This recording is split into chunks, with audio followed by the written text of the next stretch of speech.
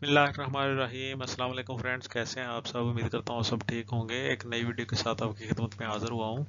आज की हमारी वीडियो का अनवान है दफ़ा नंबर 112, बगैर टिकट या धोखा से सफ़र करना।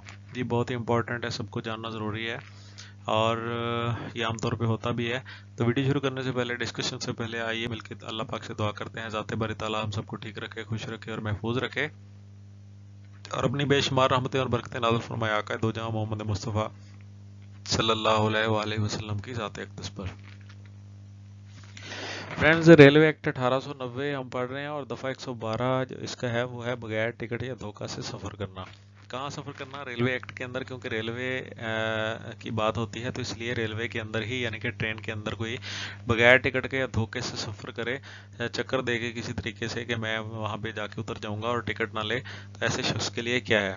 तो अगर कोई मुसाफिर बगैर टिकट के या किसी पास या किसी टिकट को जो पहले से इस्तेमाल में आ चुका हो उसको धोखा देने की नीयत से दोबारा इस्तेमाल करे तो इसे बतौर कैद 3 माह तक सजा हो सकती है, जुर्माना जिसकी मिकदार 100 रुपये तक हो सकती है।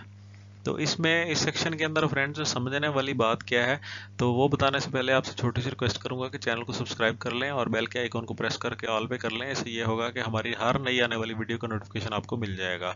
इसके अलावा फ्रेंड्स, आपसे मुझे छोटा सा गिला भी है कि आप वीडियो को लाइक नहीं करते और कमेंट नहीं करते और ना ही दोस्तों के साथ शेयर करते हैं। तो आज मेरा ये गिला भी दूर कीजिएगा प्लीज़।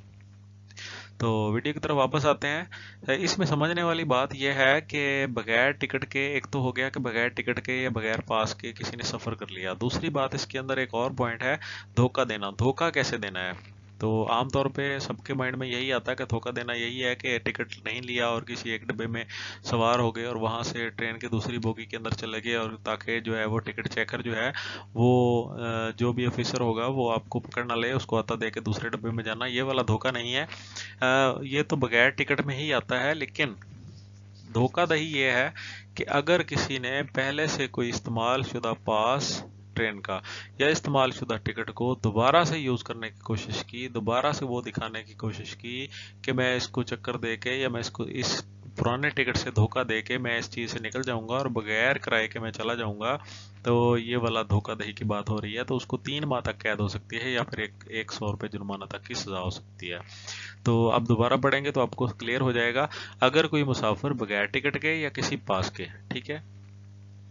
दूसरा पॉइंट अब है, या किसी टिकट को जो पहले से इस्तेमाल में आ चुका हो उसको धोखा देने की नीयत से दोबारा इस्तेमाल करें।